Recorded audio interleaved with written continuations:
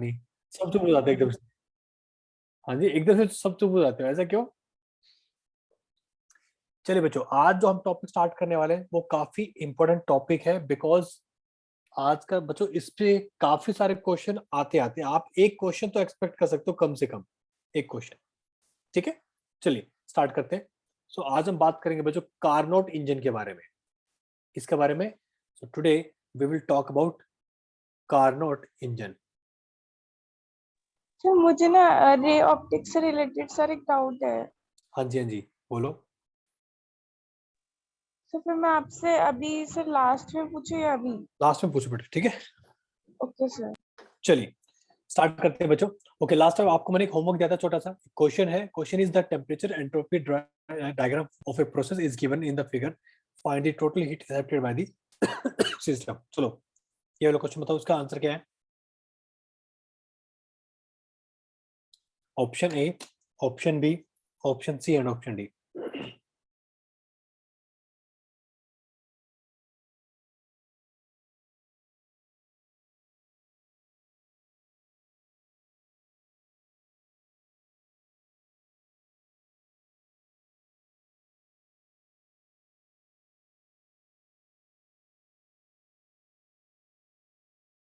कैसे निकालेंगे बच्चों, कुछ आइडिया?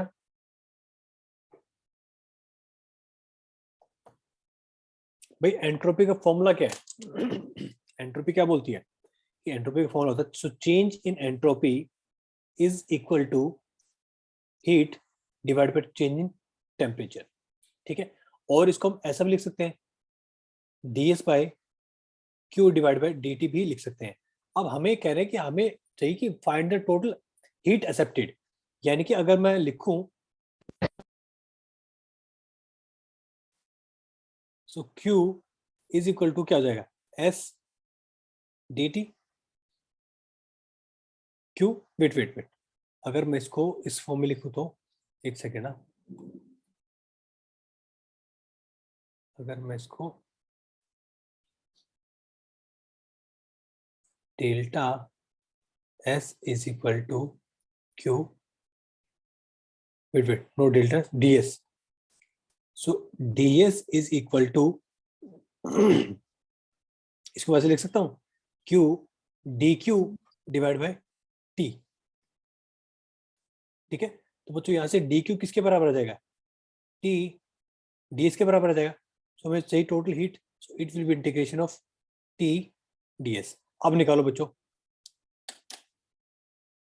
अब बताओ इसका आंसर क्या आएगा?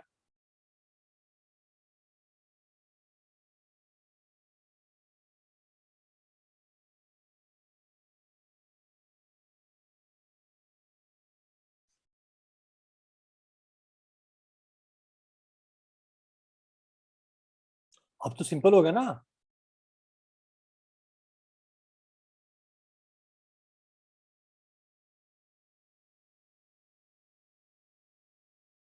समझ आया कौन सा वाला केस बन गया ये, when temperature is variable.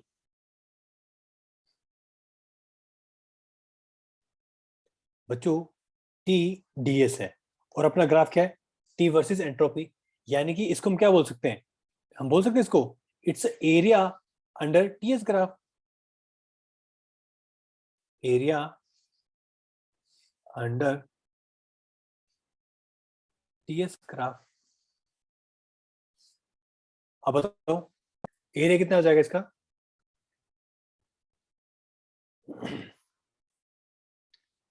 So heat will be equal to area, और ये क्या बच्चों, it's a parallelogram, so half into sum of parallel sides, so T naught plus में 2t0 into perpendicular distance between them, कितना है 2s0 minus s0, so answer will be 3/2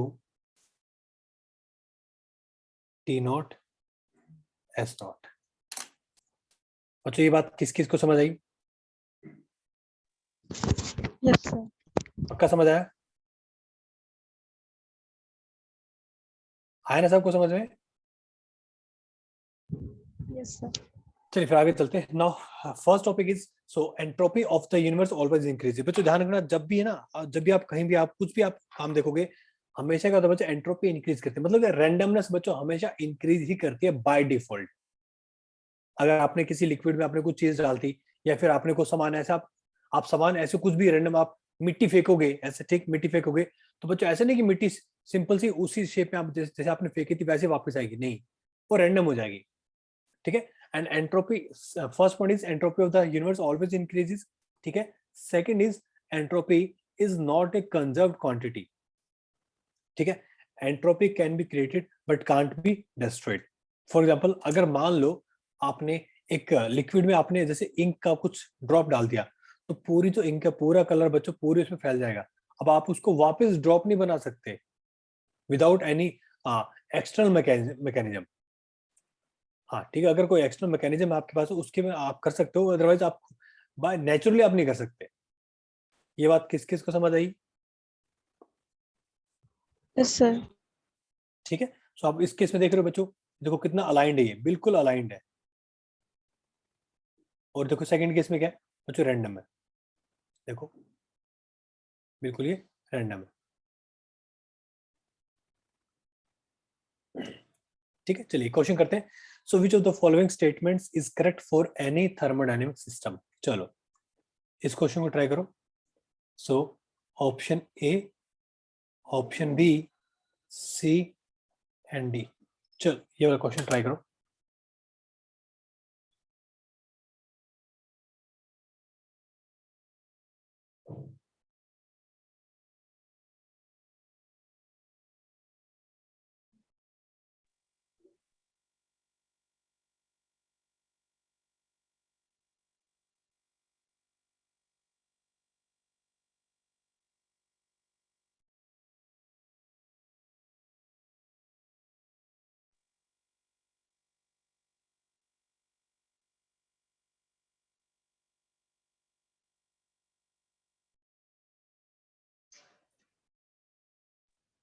sir C option. C yes option, sir. Okay. बाकी sir सी।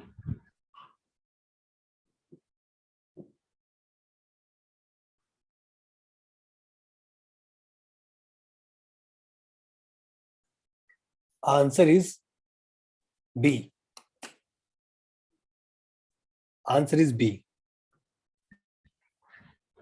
Sir कैसे? आप बताओ सी भाई। भी तो ठीक है ना? आप बिल्कुल सही कह रहे हो, बिल्कुल सही कह रहे हो। Question is which of the following statement is correct, ठीक है। The internal energy changes in all the process. जरूरी नहीं है, क्यों? याद करो बच्चों, अगर टेम्परेचर कांस्टेंट है आइसोथर्मल में बच्चों, इंटरनल एनर्जी चेंज नहीं होगी, ठीक है। अब बात करते हैं सी ऑप्शन की, the change in entropy can never be zero. ये जरूरी तो नहीं है ना हमेशा, क्यों? Because delta S is equal to delta Q divide by T होता है, ठीक है बच्चों। एडियाबैटिक प्रोसेस में, एडियाबैटिक प्रोसेस में बच्चों क्या है, delta Q is zero. So यानी कि बच्चों चेंज इन एंट्रोपी जीरो हो सकता है, ठीक है। So internal energy and entropy are state function, ये बिल्कुल सही बात है, क्यों? क्योंकि दोनों बच्चों टेम्परेचर पे डिपेंड करते हैं। अब ये बात किस किस को समझ आई? Yes sir. ठीक है। तो जब भी आपको डाउट हो ना कि ये स्टेटमेंट सही कि नहीं, उसका अगर आपको उसका कोई फॉर्मूला है तो फॉर्मूला लिखो, वहां से आपको कई बार काफी चीजें पता चल जाती है, ठीक है। आगे चले क्या? चलिए नाउ बच्चों स्टार्ट करते हैं आपका कार्नोट इंजन। उससे पहले कुछ बेसिक बेसिक टर्म्स है। हीट इंजन क्या बच्चों? हीट इंजन क्या करता है? It's a device which will convert heat energy into mechanical energy. कैसे करेगा उसका आगे बात करेंगे, ठीक है। और ध्यान रखना बच्चों, प्रोसेस कैसी रहती है बच्चों? साइक्लिक प्रोसेस रहती है। कैसी? Cyclic process. So it's a device which is used to convert heat energy into mechanical energy in a cyclic process, ठीक है। हीट इंजन क्या है बच्चों? सो बेसिक दो टाइप के इंजन होते हैं। एक तो ऐसा इंजन बच्चों जहां पे हम बाहर हीट जनरेट करते हैं इंजन के, और फिर हम स्टीम प्रोवाइड करते हैं, जैसे एग्जांपल दे रखा है स्टीम इंजन का, ठीक है। So first is external combustion engine. In this type of engine heat needed for the engine is produced by the burning of the fuel outside the cylinder। जैसे कि स्टीम इंजन, उसमें क्या है, steam हम बाहर बनाते थे, उसके बाद हम स्टीम को इंजन के अंदर भेजते थे। ठीक है, यहां तक कोई डाउट, कोई क्वेश्चन? सेकंड इज बच्चों इंटरनल कंबशन इंजन, जो कि आजकल हम यूज करते हैं। आजकल गाड़ियों में क्या होता है बच्चों, इंटरनल कंबशन इंजन होते हैं, जैसे कि डीजल इंजन, पेट्रोल इंजन। ठीक है, सो जो डीजल इंजन में तो उसकी एफिशिएंसी कितनी होती है, 40%। यानी कि अगर आप उसको 100 दोगे ना तो वो 40% तक उसको कन्वर्ट कर देगा इसमें, आउटपुट में। ठीक है, और पेट्रोल की होती है बच्चों 25%। नीटा क्या, नीटा इज एफिशिएंसी। ठीक है, अब बच्चों जो अपना इंजन है बच्चों, उसके ना उसके कुछ पार्ट्स होते हैं बच्चे, उन पार्ट्स के बारे में बात कर लेते हैं। जो भी इंजन होता है, फर्स्ट होता है बच्चों सोर्स। सोर्स क्या होता है बच्चों, अब इसका ना कुछ टेम्परेचर होता है, मैं आपको यहाँ से एक बार डिफाइन कर देता हूँ। तो source, it's a heat reservoir, it's a heat reservoir at higher temperature T1. Its thermal capacity should be very large so that any amount of heat can be drawn from it without appreciable change in temperature of the source. ठीक है बच्चों, अब होता देखो क्या है, जैसे अपना सोर्स है, इसका ना कुछ टेम्परेचर है। अब बच्चों देखो, अपने को हीट कन्वर्ट करनी है। हमें क्या करनी है, हीट को बच्चों मैकेनिकल वर्क में बच्चों हमें कन्वर्ट करना है। और हीट बच्चों क्या होता है, हाई टेम्परेचर से लोअर टेम्परेचर पे क्या करती है, हीट फ्लो करती है। तो यानी कि बच्चों अगर अपने को हीट कन्वर्ट करनी है मैकेनिकल वर्क में, तो एक अपने पास हीट सोर्स होना चाहिए। हीट सोर्स होना चाहिए ना, ठीक है, तभी तो अपने को हीट मिलेगी। अब हीट सोर्स का मतलब क्या है, उसका टेम्परेचर बहुत ज्यादा होना चाहिए। आ रही मेरी बात समझ में? Yes, sir. ठीक है, so first is source, second is sink. Sink क्या करता है बच्चों, जो अपना जो वर्क है, अपना जो इंजन है बच्चों, ठीक है, जितनी हीट उसको वर्क में कन्वर्ट करनी थी वो कर देता है। बाकी जो हीट बचती है ना, वो फिर सिंक को दे देता है। अब सिंक का जो टेम्परेचर बच्चों, ठीक है, थोड़ा कम होता है as compare to hot source. ठीक है, बट इसकी जो बच्चों कैपेसिटी ज्यादा होती है, इसकी कैपेसिटी क्या होती है, ज्यादा होती है। तो sink it's a heat reservoir at lower temperature T2, it's thermal capacity is also very large. ठीक है, now third is working substance. बच्चों जो एक्चुअली वर्क करेगा, जो एक्चुअली वर्क करेगा उसको हम क्या बोलते हैं, वर्किंग सब्सटेंस। जैसे आपने यहाँ पे है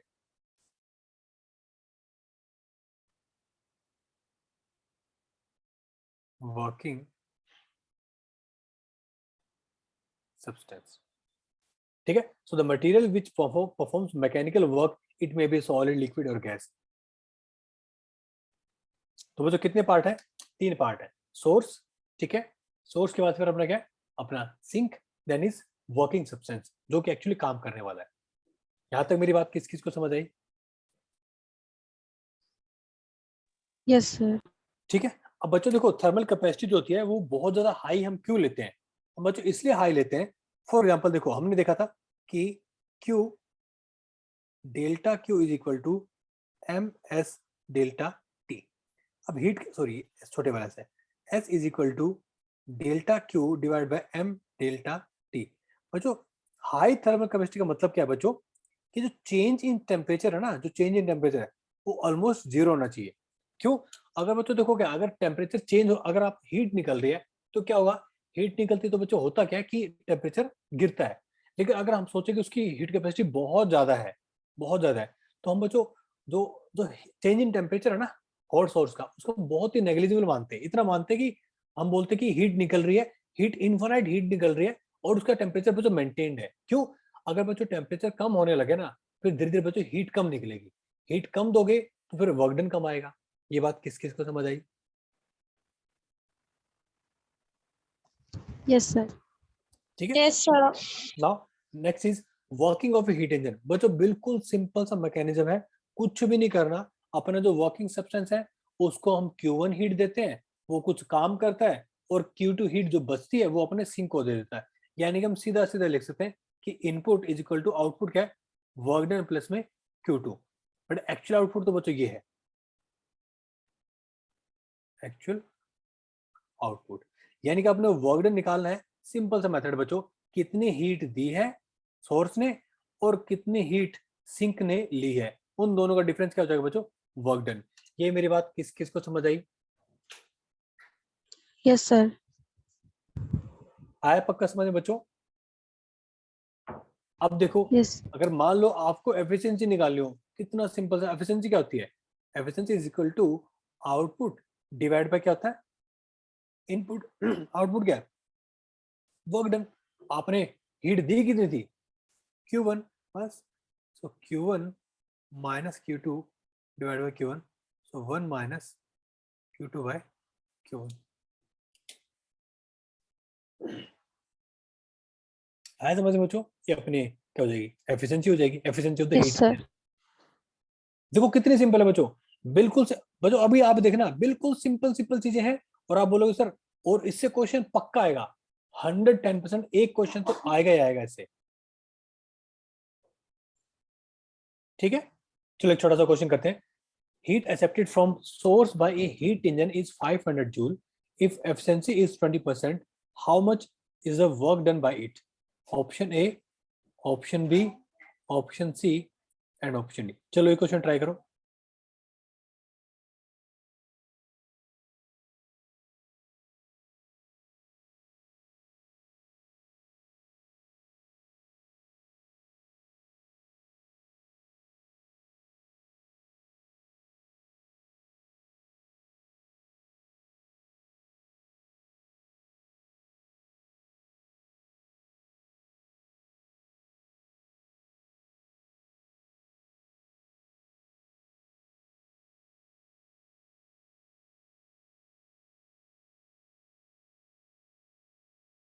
Sir, option A. Sir, option A.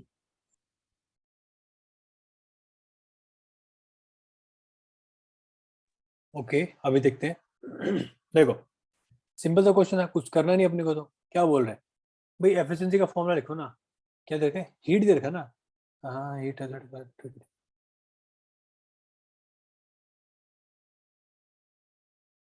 Heat accepted from the source by a heat engine. ठीक है, वर्क डन निकालना है, ये क्या हो जाएगा, बस कुछ करना नहीं है, work done equal to efficiency. Option आ गया। यहाँ तक किस किस को समझ आया? Yes, sir. Yes, sir. ठीक है, चलिए नाउ बच्चों आगे चलते हैं। Now Carnot reversible heat engine, इसमें क्या होता है बच्चों, इसमें देखो अपना पीवी डायग्राम है, इसमें क्या बच्चों, इसमें चार बच्चों प्रोसेस होती है। ठीक है, फर्स्ट होती है मतलब फर्स्ट होती है isothermal expansion, second is adiabatic expansion, फिर हम वापस रिवर्स करते हैं isothermal compression and adiabatic compression. अब देखो हमने लास्ट टाइम भी डिस्कस किया था कि स्लोप ज्यादा किसका होता है बच्चों, Sir, adiabatic. बिल्कुल सही। तो देखो ये अगर ये ऐसे जा रही है, उसके बाद बच्चों ये नीचे आ रही है, तो देखो स्लोप इसका ज्यादा है। तो ये क्या अपना, ये एडियाबैटिक है, ये अपनी आइसोथर्मल है। सिमिलरली अपना ये वाला आइसोथर्मल है। ये बच्चों पैरेलल है, ठीक है, दोनों पैरेलल आपस में, मतलब बिल्कुल एग्जैक्टली पैरेलल नहीं है, बट आप ऑलमोस्ट पैरेलल मान सकते हो।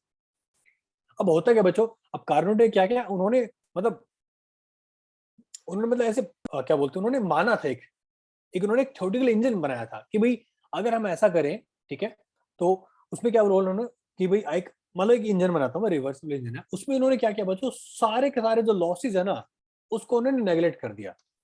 क्या कर दिया बच्चों, नेगलेक्ट कर दिया। ठीक है, उन्होंने क्या हुआ बच्चों, मैक्सिमम एफिशिएंसी के लिए क्या, मैक्सिमम एफिशिएंसी के लिए। ठीक है, ऑपरेशन, चार ऑपरेशन ये थे बच्चों। First is isothermal expansion, second is adiabatic expansion, third is isothermal compression and fourth is adiabatic compression. ठीक है, चलिए अब एक एक करके बात करते हैं बच्चों। अगर मैं बात करूं आइसोथर्मल एक्सपेंशन, अब आइसोथर्मल क्या होता है बच्चों, टेम्परेचर चेंज तो नहीं होता भाई। आइसोथर्मल में क्या है, देखो ये टेम्परेचर कांस्टेंट, एडियाबैटिक में डेल्टा क्यू क्या है, 0। फिर आइसोथर्मल है तो टेम्परेचर चेंज क्या है, 0। और ये क्या हो जाएगा बच्चों, डेल्टा क्यू क्या हो जाएगा, 0। ठीक है, यहां तक किसी को कोड आउट, कोई क्वेश्चन? No, sir. पक्का? चलो फिर आगे चलते हैं। देखो मान लो बच्चों, हम बात करते हैं कार्नोट के बारे में। ठीक है, अब देखो सेम टू सेम बच्चों वही है, बिल्कुल सेम डिटो वही है। सोर्स है T1 पे, और एक अपना सिंक है बच्चों T2 पे, और एक अपना वर्किंग सब्सटेंस है बच्चों। ठीक है, अब होता क्या बच्चों, यहाँ पे ना एक चीज और ऐड कर देते हैं हम, इंसुलेटिंग स्टैंड वो ऐड कर देते हैं, ताकि ताकि बच्चों जो अपना सब्सटेंस है बच्चों वो कोई भी हीट एक्सचेंज ना कर पाए विद सराउंडिंग। क्यों? अगर बच्चों हीट एक्सचेंज करेगा सराउंडिंग के साथ में तो बच्चों फिर हम एडियाबैटिक प्रोसेस नहीं कर पाएंगे। ये मेरी बात किस किस को समझ आई? Yes, sir. पक्का सर समझ आई सबको बच्चों? क्लियर है ना? चलिए। Yes, sir. हाँ जी बोलो, बोलो बेटा। So मैं क्या है कि क्लियर है। अच्छा क्लियर, ठीक है ठीक है। चलिए बच्चों, अब हम बात करते हैं आइसोथर्मल एक्सपेंशन के बारे में। बच्चों देखो, आइसोथर्मल एक्सपेंशन है, इसका मतलब देखो समझो क्या है कि डेल्टा टी क्या है, जीरो है, डेल्टा यू क्या है, वो भी जीरो है। सो देयरफॉर बच्चों हमने पढ़ा था क्या कि Q is equal to delta U plus में W। अब ये तो जीरो है तो यह क्या हो जाएगा, Q is equal to W। अगर मैं बोलूं कि Q1 हीट दी है तो बच्चों W1 क्या है, वर्क डन है, पूरा का पूरा बच्चों वर्क डन मिल रहा है, पूरा वर्क डन। और बच्चों याद करो आइसोथर्मल में क्या होता था, nRT ln V2 by V1। ये मेरी बात किसको समझ आई? याद करो आइसोथर्मल में वर्क डन क्या होता था, nRT। यहाँ पे मान लो टेम्परेचर T1 है, यहाँ भी T1 है, तो यहाँ भी T1 होगा, क्यों? आइसोथर्मल है। ये मेरी बात किस किस को समझ आई? Yes, sir. ये अपनी इक्वेशन फर्स्ट होगी, ठीक है। सेकंड क्या बच्चों, सेकंड क्या, एडियाबैटिक प्रोसेस है। सेकंड इज एडियाबैटिक प्रोसेस, ठीक है। तो याद है किसी को एडियाबैटिक वर्क डन क्या होता था? So work done was equal to क्या था बच्चों, P1 V1 minus P2 V2 था, डिवाइड बाय 1 माइनस गामा, ठीक है। और इसको हमने क्या लिखा था, इसको हमने ये भी लिखा था कि एन आर डेल्टा टी लिखेंगे डिवाइड बाय गामा माइनस 1। तो डेल्टा टी क्या बच्चों अपना, it's final temperature minus initial temperature. ये मेरी बात किस किस को समझ आई? Yes, sir. ओके। अब देखो बच्चों, लेकिन एक सेकंड एक सेकंड एक सेकंड, हमने कुछ गलत तो नहीं कर दिया ना? हाँ,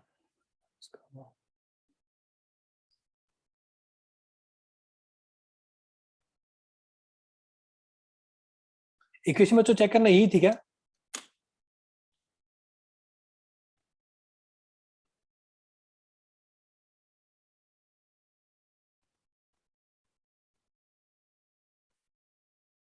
ठीक है, हमने मिस्टेक कर दी बच्चों, मिस्टेक ये कर दी।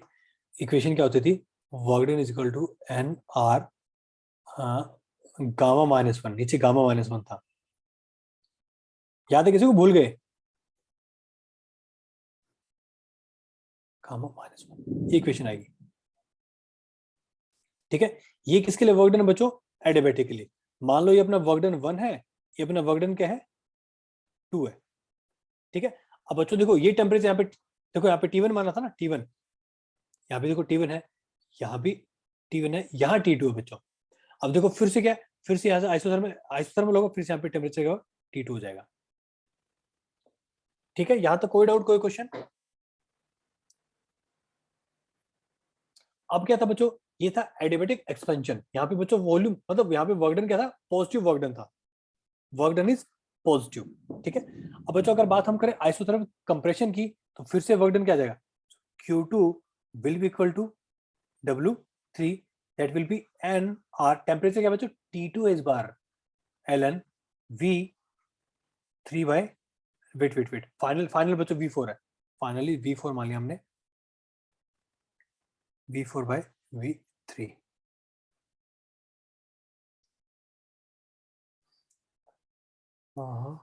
वॉल्यूम 1 2 3 और ये 4। बच्चों यहाँ तक कोई भी डाउट, कोई question? So Q2 will be equal to W2 sorry W3 which is equal to, अब बच्चों देखो क्या है, ये कंप्रेशन है, यहाँ से बच्चों हीट निकलेगी, ये हीट लेगा नहीं। हम इसको क्या करते हैं, हम रेशियो चेंज कर देते हैं, एन आर वेट T2 आएगा ना, ये तो T2 not T1, T2 ln V3 by V4। बच्चों ये बात किस किस को समझ आई?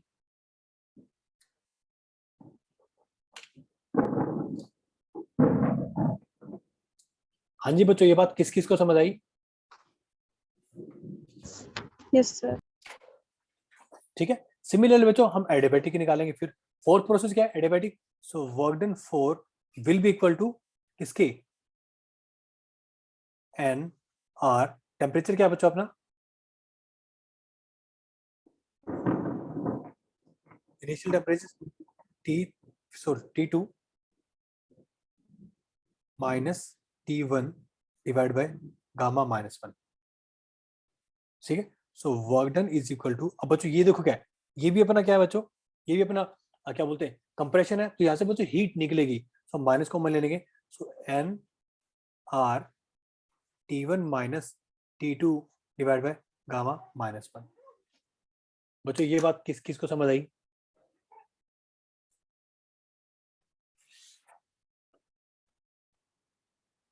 आए क्या समझ में बच्चों?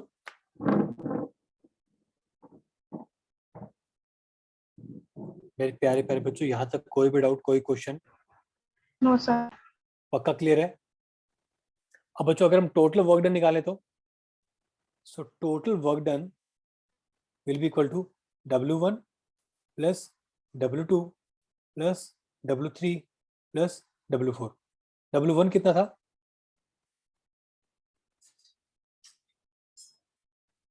बच्चों W1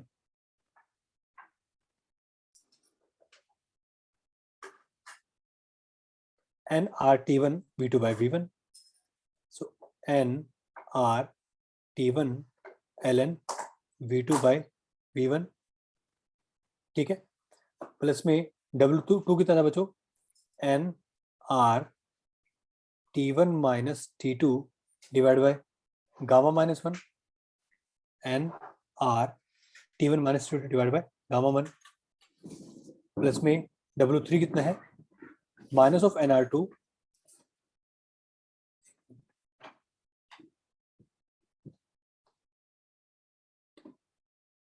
minus of NR T2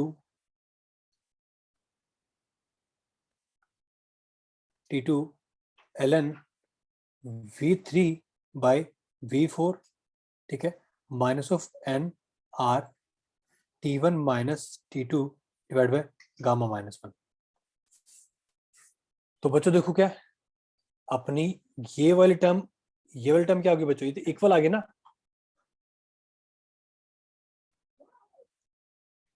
बच्चों ये बात किस किस को समझ आई? Yes, sir. बाकी बच्चे?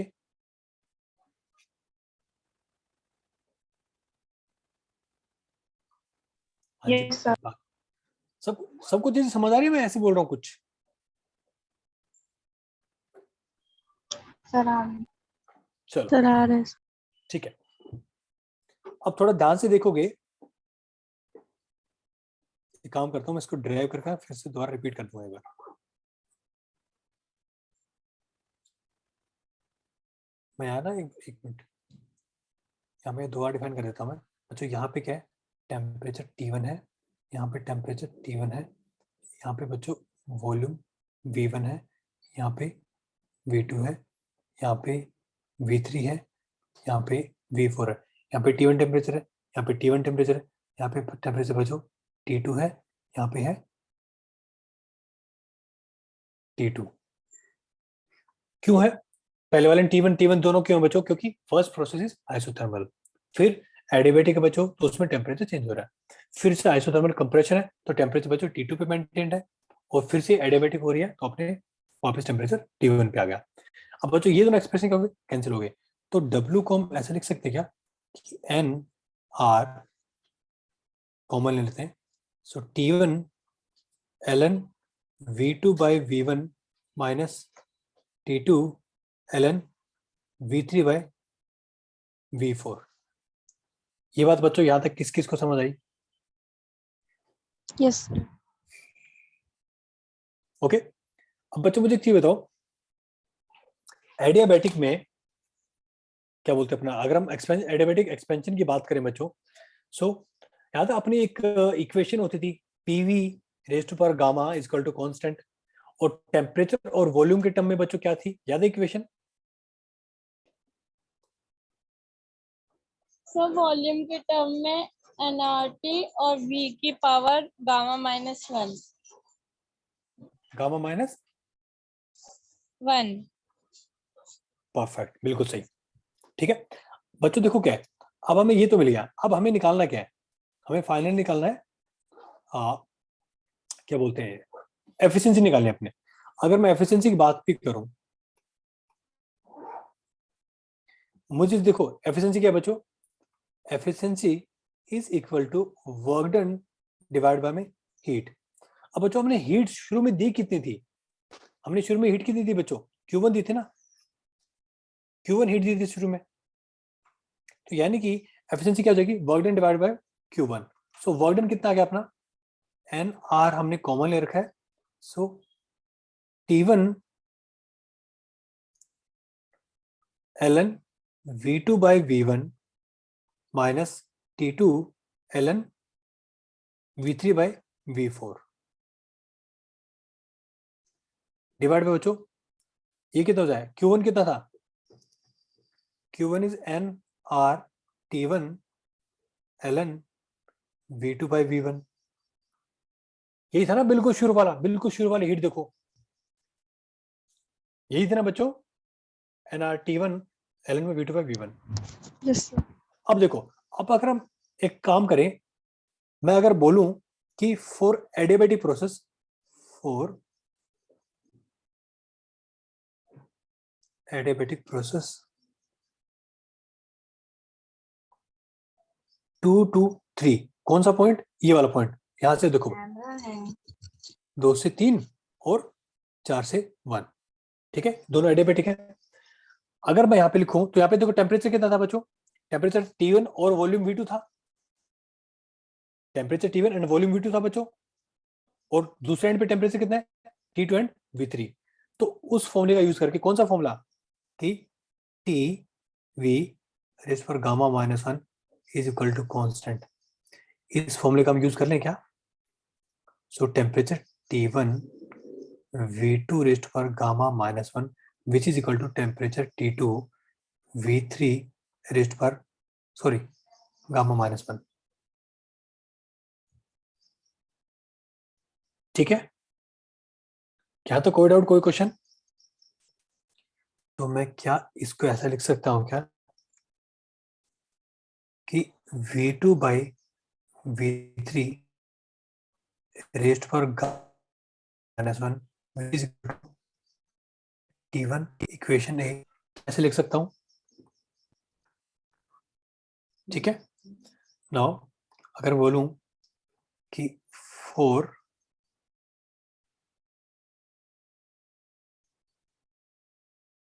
एडियाबेटिक प्रोसेस, कहां से बच्चों, 4 to 1, बच्चों 4 पे टेम्परेचर कितना है, 4 पे देखो टेम्परेचर कितना था, T2 वॉल्यूम क्या है, V4 temperature, T1 volume is V1। आ रही है मेरी बात समझ में बच्चों, समझ आ रहा है क्या यहां तक, यस सर। चलिए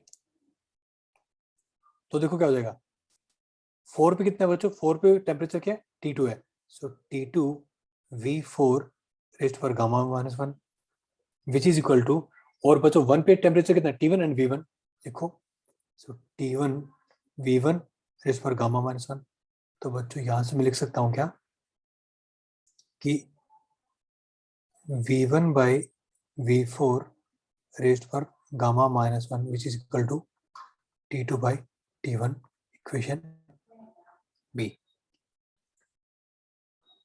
तो बच्चों आपको नहीं लगता ये तो दोनों चीजें हैं ये आपस में इक्वल हो जाएंगी, so therefore V2 by V3 V2 by V3 raise पर gamma -1 which is equal to V1 by V4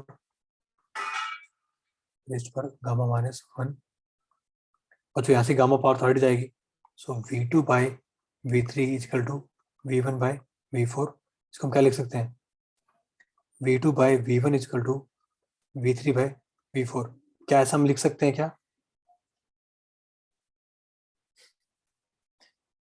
लिख सकते हैं बच्चों? तो अपनी इक्वेशन क्या बन जाएगी बच्चों? अपनी जो इक्वेशन है, तो हमने वर्क डन की लिखी थी, sorry not work done, efficiency की, क्या थी बच्चों?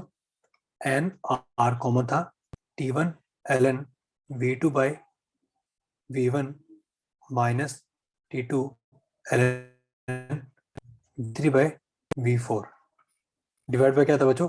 N R T1 ln V2 by V1। अब देखो बच्चों, ये आपस में कैंसिल हो जाएंगे सब, so eta will be equal to T1 minus T2 divide by T1। ये आगे बच्चों एफिशिएंसी ऑफ कार्नोट इंजन। ये बच्चों किस किस को समझ आई? Yes sir. ओके,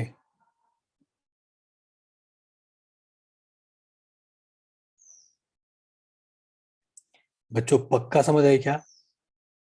मैं एक बार रिपीट कर दूं, एक बार जल्दी से, किसी को रिपीट करवाना है क्या? Yes sir. चलो ठीक है बच्चों, आई नो, थोड़ा सा ध्यान क्या रखना, मैं आपको एक बार यहाँ पे एक्सप्लेन कर देता हूँ, रुको एक बार अलग से।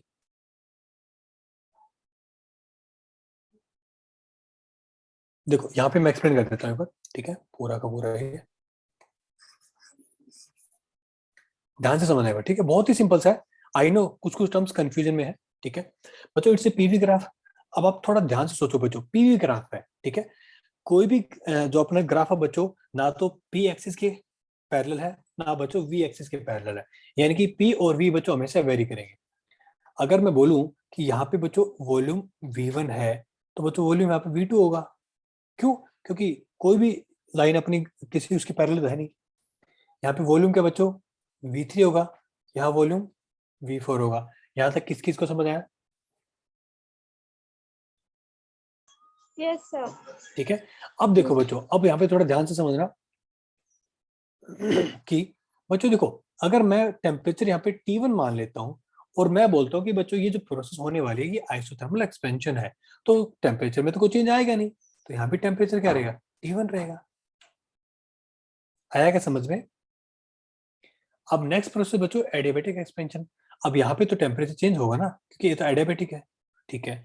अब फिर से मैं क्या बोल रहा हूँ, ये तो आइसोथर्मिक कंप्रेशन है, तो यहाँ पे फिर टेम्परेचर कांस्टेंट रहेगा, T2 कॉमा V4, बस ये बन गया, आपने कुछ करना नहीं इसमें। देखो यहाँ तक समझ आया क्या? Yes sir. अब देखो, अगर मैं निकालूं बच्चों वर्क डन इन फर्स्ट, सो बच्चों देखो आइसोथर्मल है, आइसोथर्मल में क्या है, क्या बोलते हैं, इंटरनल एनर्जी चेंज नहीं होगी, so Q1 will be equal to W1, और किसके बराबर होगा? NR, टेम्परेचर कितना है? T1 है, T1, फाइनल वॉल्यूम कितना है? V2 divide by initial volume. ये अपनी इक्वेशन फर्स्ट आ गई, ठीक है। Now work done for adiabatic, ये क्या हो जाएगा? NR T1 minus T2 divide by gamma -1, ये अपनी सेकेंड इक्वेशन आ गई, ठीक है। थर्ड वर्क डन क्या हो जाएगा? फिर से क्या है, अपनी आइसोथर्मल कंप्रेशन है, सो क्या बनेगा? एन आर, यहाँ पे टेम्परेचर कितना है भाई? आइसोथर्मल कंप्रेशन ये वाला लाइन है ना, ये वाला लाइन, तो टेम्परेचर कितना था यहाँ पे इनिशियली? T2 था, तो लिखो NR T2, फाइनल वॉल्यूम कितना है? V4 डिवाइड बाय V3, बस। लेकिन अपने को ये कंप्रेशन है, तो यहाँ से बच्चों हीट निकलेगी, इसको लिखेंगे minus of NR T2 ln V3 by V4, ये अपनी थर्ड इक्वेशन आ गई। देन W4, फिर से क्या बच्चों? एडियाबेटिक कंप्रेशन है, लिखो यहाँ पे NR, टेम्परेचर क्या था? T2 minus T1 divide by gamma -1।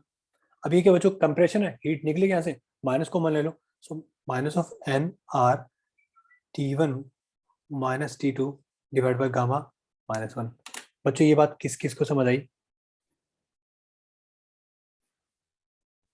तो वर्क डन बच्चों क्या हो जाएगा? टोटल वर्क डन क्या हो जाएगा? सारे वर्क डन ऐड कर दो, और एफिशिएंसी क्या होता है भाई? Total work done divided by input heat. Input heat भाई कितनी हीट हमने दी थी? Q1, वो हमने यहाँ पे लिख दिया, देखो यहाँ।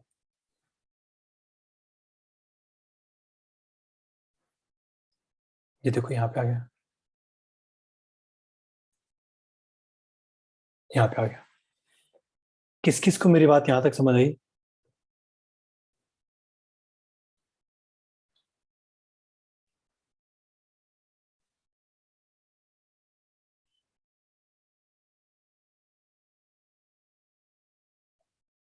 Yes, sir. पक्का? Sir.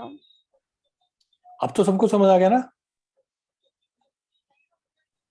ठीक है, यानी कि बच्चों अपना जो कार्नोट इंजन है उसकी एफिशिएंसी कितनी बच्चों? वो हो जाएगी भाई आपने कितना टेम्परेचर दिया था, T1 minus T2 divide by T1। आप इसको ऐसा भी लिख सकते हो, 1 माइनस T2 बाई T1। आपको अगर परसेंटेज भी निकालनी है 100 से मल्टीप्लाई कर देना। ठीक है, छोटा सा क्वेश्चन करते हैं।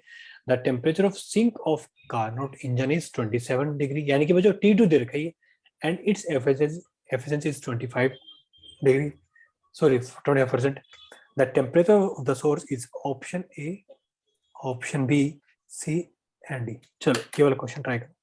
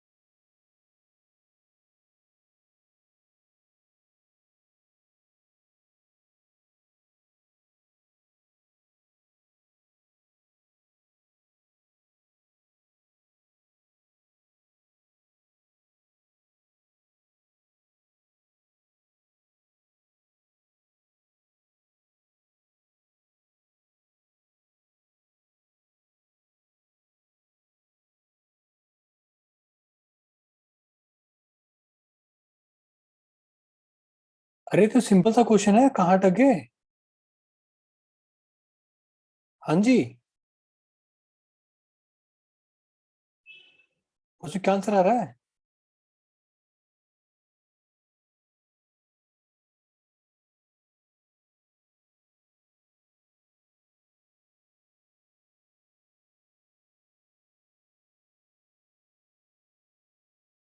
कमाल हो गया बच्चों, क्या आंसर आ रहा है? इतना सिंपल सा क्वेश्चन है, आपको होमवर्क दे दो, होमवर्क कह रहा हूँ, आपको ये फॉर्मूला दे दिया।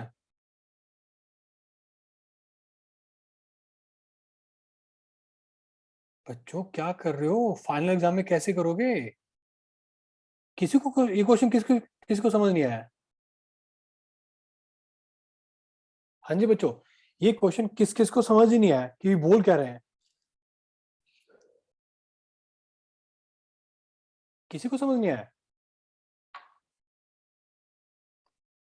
सर T2 दे रखा है एंड एफिशिएंसी परसेंटेज दे रखा है, तो वो T1 पूछ रहा है। हाँ जी, करो फिर, इसमें क्या दिक्कत है?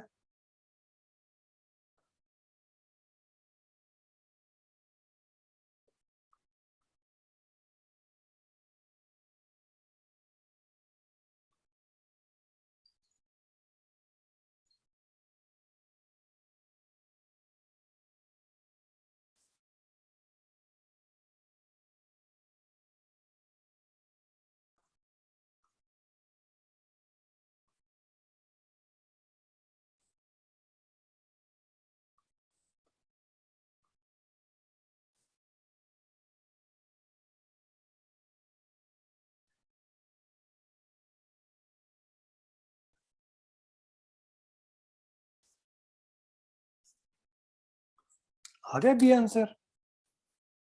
मेरे प्यारे प्यारे बच्चों, कहाँ अटक गए तुम? किसको क्वेश्चन समझ नहीं आ रहा? किसी ने क्या क्वेश्चन दे रही तो समझ नहीं आ रहा। चलो अगला क्वेश्चन ट्राई करते हैं। अच्छा ये ये क्वेश्चन सबको समझ आ गया क्या अब? Yes sir. ठीक है, चलो अगला ट्राई करते हैं। An ideal gas has sorry, an ideal gas heat engine operates in a Carnot cycle between 2 to 7 degrees centigrade to and 120 degrees centigrade. मतलब T1 and T2 दे रखे हैं. It absorbs 6 into 10 raised to power 4 calorie at the high temperature. The amount of heat converted into work is चलो option A, option B, option C and option D. चलो बच्चों try करो।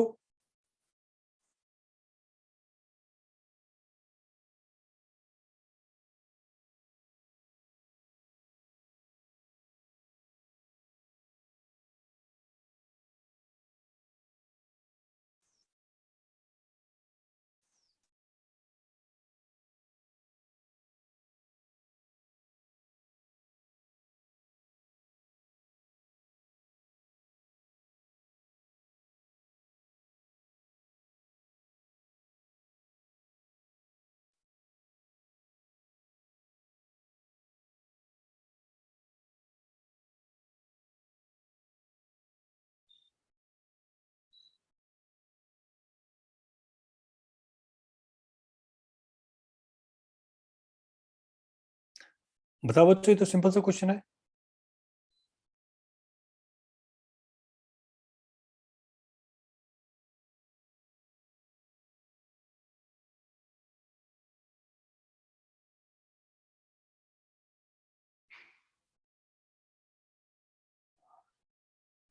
हाँ जी बच्चों बोलो। भाई आप एफिशिएंसी निकालो, इनपुट हीट कितनी है, बस आउटपुट हीट निकल जाएगी एफिशिएंसी के फॉर्मूले से ही।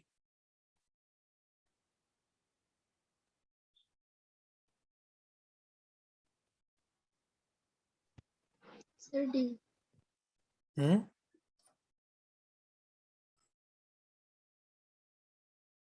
डी। चलो अभी देखते हैं भाई क्या बोल रहे हैं। ये बोल रहे हैं कि एन आइडियल गैस है operating at temperature 2 to 7 degree centigrade at 120 degree centigrade. ठीक है भाई। सो T1 की वैल्यू कितनी है? 273 प्लस में 2 to 7 कितना हो जाएगा? 500 kelvin. And T2 is equal to how much? 400 kelvin. ठीक है, अब एफिशिएंसी निकालो कितना? T1 minus T2 divide by T1। T1 है कितना? 500 माइनस 400 डिवाइड बाय 500 कितना गया से? 0.2 आ गया ना? 0.2 बच्चों कितना आ गया? 0.2 आ गया ना? 0.2 बस। आउट भाई एफिशिएंसी होती कितनी है? Output heat divide by input heat हमने डाल दी, हमें आउटपुट चाहिए। आउटपुट किसके बराबर हो जाएगा? Efficiency into input. एफिशिएंसी कितनी है? 0.2 इंटू में 6 इंटू 10 माइनस सॉरी प्लस 4 आ गया 1.2 into 10⁴ calorie. Answer is D. D answer किसका आया था? हाँ जी, डी आंसर किसका आया था? बोलो बच्चों, किसी का आंसर नहीं आया डी? एक ने वो आंसर डी बोला था। मेरा आया था। अनु, चलिए बेटा।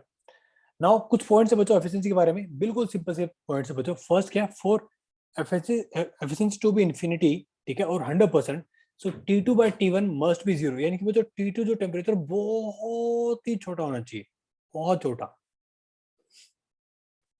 ठीक है, तभी कब हो सकता है? या तो T2 बहुत ही छोटा हो यानी कि 0 हो, या फिर T1 क्या बच्चों? इनफाइनाइट हो। प्रैक्टिकली बच्चों ये दोनों ही मुमकिन नहीं है। इसलिए हमने बिल्कुल शुरू में डिस्कस किया था कि बच्चों हम एक ऐसा इंजन नहीं बना सकते जो पूरी की पूरी हीट को बच्चे वर्क में कन्वर्ट कर दे। ऐसा हो ही नहीं सकता। ये मेरी बात किस किस को समझ आई? Yes sir. ठीक है। Now second is T2 minus T1 minus T2। बच्चों जैसे जैसे अगर ये जो डिफरेंस है डेल्टा टी का डिफरेंस बच्चों डिक्रीज करता रहेगा बच्चों, तो एफिशिएंसी भी क्या डिक्रीज करती रहेगी। यानी कि अगर बच्चों हमने सोर्स और सिंक का अगर हमने टेम्परेचर बच्चों सेम ले लिया ना, तो बच्चों हमारा कभी आउटपुट कुछ आएगा ही नहीं। ये मेरी बात किस किस को समझ आई?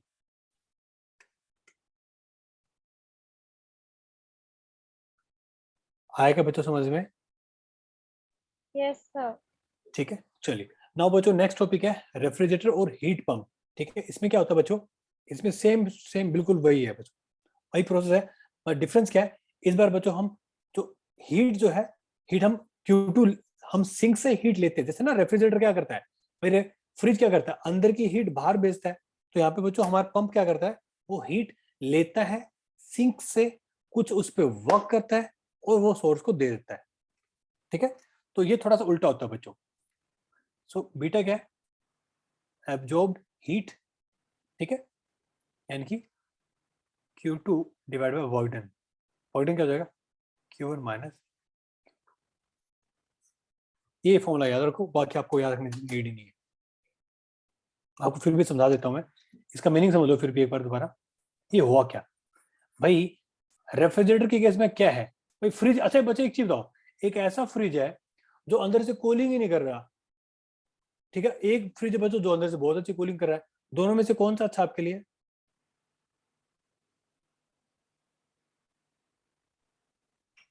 सर जो कूलिंग कर रहे हैं।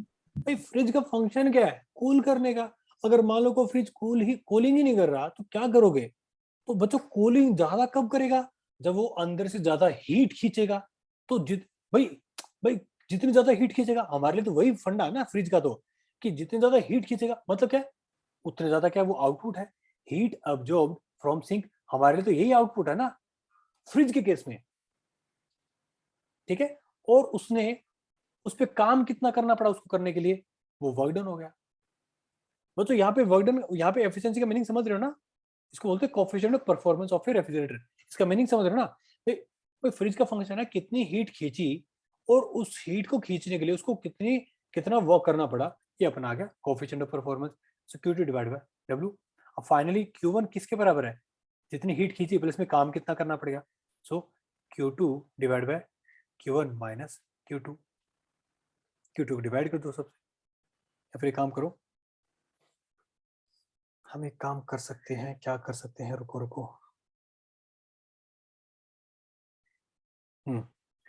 इसको डिवाइड कर देते हैं। ठीक है, Q2 डिवाइड कर दीजिए, so 1 divide by Q1 by Q2 minus 1। ठीक है, सो जो Q1 बाय Q2 किसके बराबर आया था,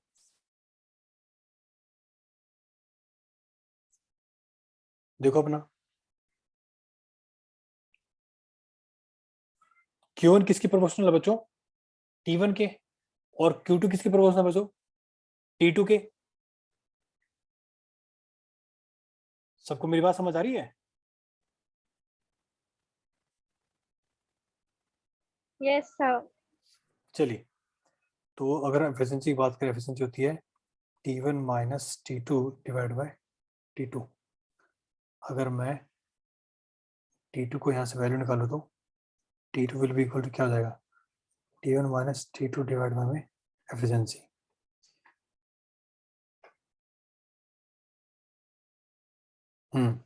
ठीक है बच्चों, मैं तो आपको बोलूंगा आप ये सिर्फ ये फॉर्मूला याद रखो।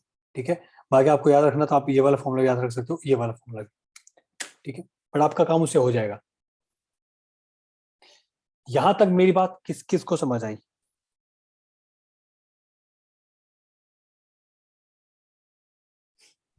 Yes sir.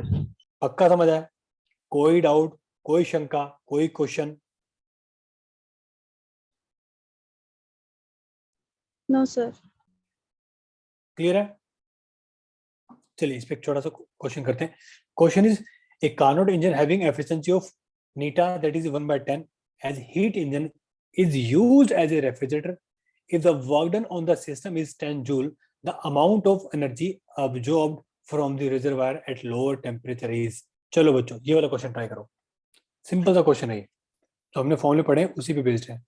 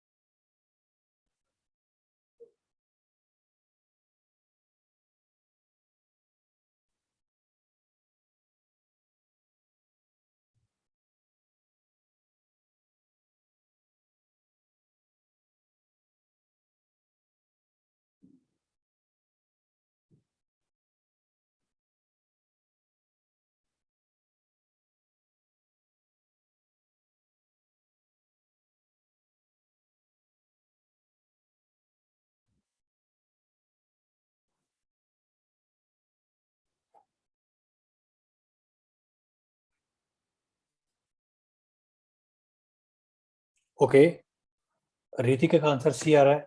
बाकी बच्चे?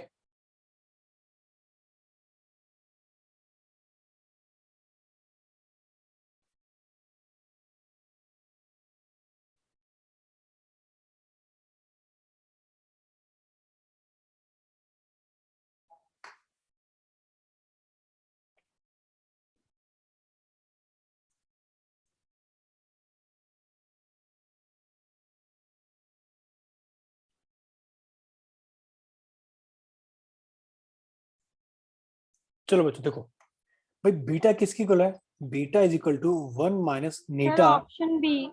ओके, अभी चेक करते हैं।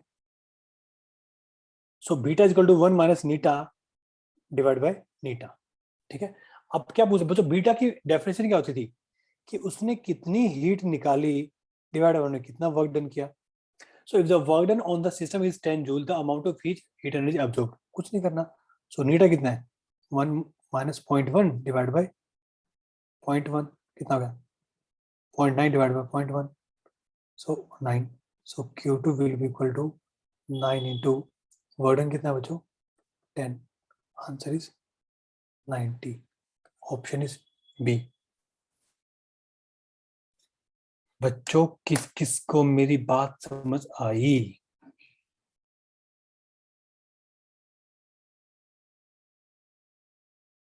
Yes, sir. ठीक है, चलिए बच्चों फाइनली आपका ये टॉपिक कंप्लीट हो गया। ठीक है, नेक्स्ट सेशन में हम नेक्स्ट टॉपिक स्टार्ट करेंगे। मैं आपको बता देता हूँ कौन सा स्टार्ट करें। किसी को कोई पर्टिकुलर चैप्टर स्टार्ट करवाना है क्या?